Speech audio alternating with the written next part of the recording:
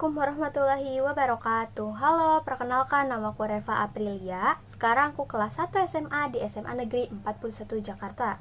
Kali ini aku mau membawakan karya cerpenku yang berjudul Malam yang Menakutkan. Di minggu pagi yang cerah, aku berniat untuk olahraga pagi karena sudah sangat lama rasanya aku tidak melakukan lari pagi. Lalu, aku menghubungi temanku dan temanku pun menyetujuinya. Kami memutuskan untuk berangkat jam setengah 6 pagi. Selesai lari pagi, aku pun pulang dan mandi, lalu pergi bermain lagi bersama temanku. Malam hari pun tiba. Aku memutuskan untuk pulang dan membersihkan diri untuk tidur. Sebelum tidur, aku selalu melakukan ritualku, yaitu menulis keseharianku ke dalam buku diariku. Aku pun mulai mencatat bahwa hari ini aku merasa baik-baik saja. Aku sangat senang karena hari-hariku ini berjalan dengan lancar. Setelah menulis tentang seluruh isi hatiku, aku tengok ke arah jam dinding dan menunjukkan pukul 10 malam. Kuputuskan untuk tidur lebih awal, namun akhirnya aku teringat tugas yang belum aku selesaikan. Aku pun tetap tidur dan berniat bangun tengah malam nanti untuk menyelesaikan tugas itu. Hingga tepat pukul 1 malam, aku terbangun untuk mengerjakan tugas dan bergegas membasuh wajahku dengan air agar kegiatanku tidak tertahan oleh rasa kantukku. Setengah jam pun berlalu, dan semua aman-aman saja. Namun, entah kenapa ia datang di saat yang tidak tepat. Ia mulai merasuki tubuhku dan mulai mengendalikan tubuhku.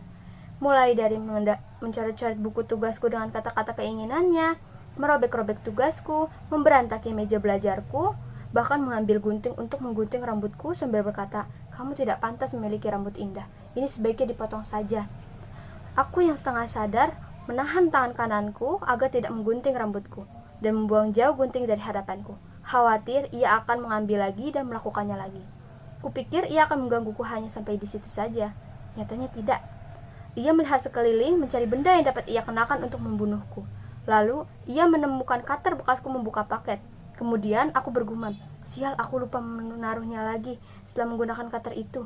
Lalu, ia mengambil cutter itu dan mengarahkan ke arah tangan mendekati nadi sambil berkata, "Kamu tidak pantas hidup, gadis manis. Semua orang tidak suka padamu. Untuk apa kamu hidup jika hanya meminta perhatian dari orang lain? Lebih baik kita akhiri saja hidup ini.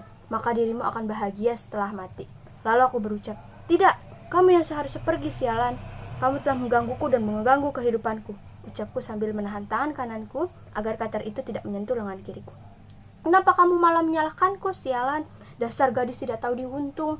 Seharusnya kamu senang aku datang, karena kamu bisa terbebas dari kehidupan pilumu di dunia ini." Ia marah sambil berteriak. Dengan tangan yang bergetar, sekuat tenaga aku menarik cutter itu, lalu melemparnya. Aku benci ketika ia datang di malam hari. Karena aku tahu keesokan harinya aku tidak bisa menjalankan aktivitasku karena rasa lelah mengalahkan alter ego itu. Alter ego sialan, tak akan kumaafkan kau kali ini, batinku. Aku mencoba merebut kembali ragaku, mengambil obat penenang di atas lemari, lalu kuminum dengan cepat. Kemudian aku tersadar. Ragaku bergetar kencang, hingga untuk berdiri pun rasanya tidak mampu. Aku pun merangkak mengambil handphone untuk menelpon kedua sahabatku, berharap ada yang datang untuk menenangkanku. Namun hasilnya nihil. Siapa pula yang akan datang jam 2 malam? Karena temanku sudah terlelap dalam mimpi, aku terpaksa sendiri di malam ini. Aku pun menangis jadi-jadinya untuk meluapkan seluruh perasaanku. Rasanya campur aduk, mulai dari sedih, benci, kesal, takut, semua menjadi satu. Aku menangis malam itu dan tidak sadarkan diri karena lelah. Keesokan harinya pun tiba. Lagi dan lagi aku mendapati diriku di atas ranjang rumah sakit. Aku duduk dan melihat sekelilingku terdapat dua sahabatku. Temanku yang melihatku tersadar langsung mengucapkan syukur. "Syukurlah kamu sudah sadar." Aku dengan heran bertanya, "Memangnya aku kenapa? Seingatku tadi malam aku hanya menangis lalu tidak tahu apa yang terjadi.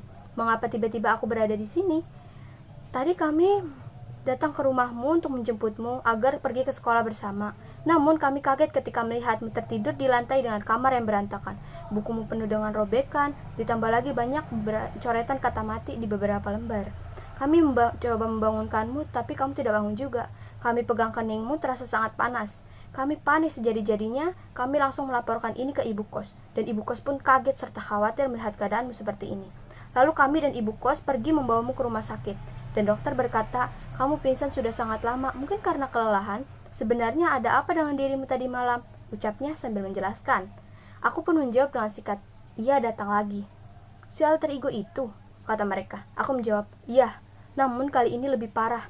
Ia tidak hanya mengajakku untuk mati, namun sekarang ia nekat meletakkan cutter di atas nadi tangan kiriku. Untungnya aku berhasil melempar cutter itu. Teman-temanku sudah tahu tentang keberadaan alter ego itu. Tentunya mereka sangat khawatir apabila alter ego itu datang, karena alter ego itu tidak akan merayu bahkan memaksa untuk mengajaknya mati.